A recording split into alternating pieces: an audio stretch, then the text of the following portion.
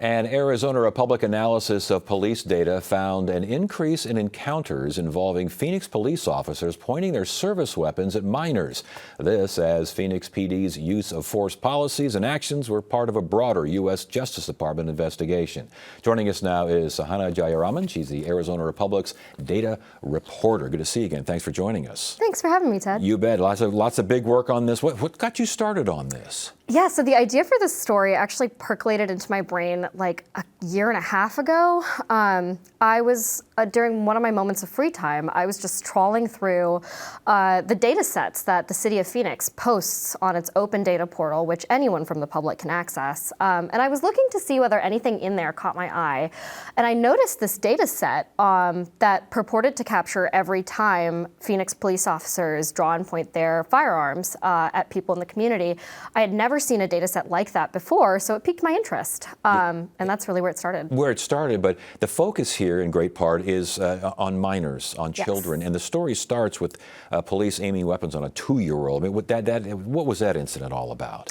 So, you know, I spoke to the family that has been through that incident, and I, of course, have shared as much as I know with the police about it as well.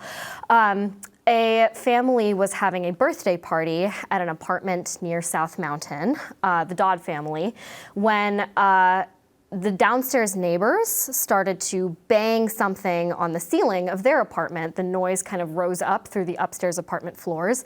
Some of the adult members of the Dodd household went downstairs to talk to the neighbors. It didn't go well. The downstairs neighbors called police. And the Dodds say that when police showed up, they pointed guns at everyone in the household, including all of the children. There were 7 of them there, ranging from 2 to 11, as they came down the stairs to the parking lot. And that information, is that included in the data that you were looking at? So it actually is not. I came across the Dodd family through their lawyer. That none of them show up in the police data, and the police report about the encounter with them makes no mention of police pointing guns or weapons. We should mention it's part of a lawsuit now, though. It is, yeah. Yes. The Dodd family is suing the city of Phoenix, among other parties.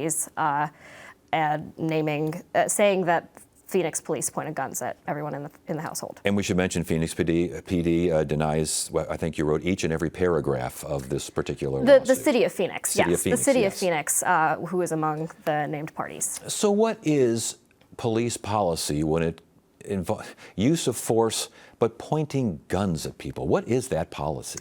There isn't one, which was probably one of my most surprising finds early on in the process. And the Phoenix Police Department isn't the only department in the state that doesn't have a policy specifically outlining when it is okay for officers to point their firearms at people. Glendale, I think Scottsdale, and Mesa don't have specific policies either, but Chandler does, and Tucson does as well. Yeah, there isn't like one specific policy that dictates when officers are allowed to draw and point there. Is there? I thought I read in your story that there's at least a new advisory or something that started in February. Yes. So in February, the Phoenix Police Department used to have what they called a response to resistance policy. That was supplanted by a new use of force policy that's been in the works for, I think, more than a year now. That took effect in February. And the new use of force policy requires officers to track not only when they point their firearms at people, but also when they point less lethal weapons at people. So that's your tasers, that's your 40mm less lethal launchers. Yeah, interesting. Getting the data, again, we talked about how the original incident that you wrote about, the start of the story, that wasn't even involved in the data. But just getting public records, getting this stuff out, how difficult, was it a difficult process? It was a very difficult process, yes. At least I went in person to file public records requests with the Phoenix Police Department, having heard from my colleagues that you receive reports faster if you do it that way and you go in person to their bureau. But twice in person and once over the phone, I was turned away by folks at the Public Records Bureau because I said I was a member of the media, and they said that they only dealt with the general public, even after a department representative said that that wasn't true. How recent was this?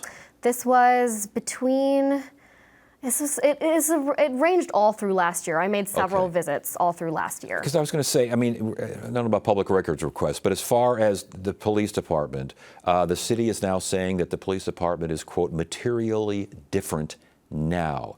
What do you make of that? I think that the city has certainly taken steps to respond to the Department of Justice's findings, which came out in a 3-year investigation last June, including the implementation of the new use of force policy. I think that it sort of remains to be seen what else is going to come forward, what other improvements are going to come after that investigation dropped. And So what do you want people to take from this story? What I can say is that I am continuously flabbergasted by the bravery of my sources who come forward to tell their stories, share them and trust them to me and thus to the public. So I hope that their stories stick with the folks who read the piece. But also I just as a layperson I continue to be mind blown by the fact that, from January 2021 to November 3rd, 2024, Phoenix officers on average pointed guns at people 14 times a day, at least once at a minor, every day between those times, on average.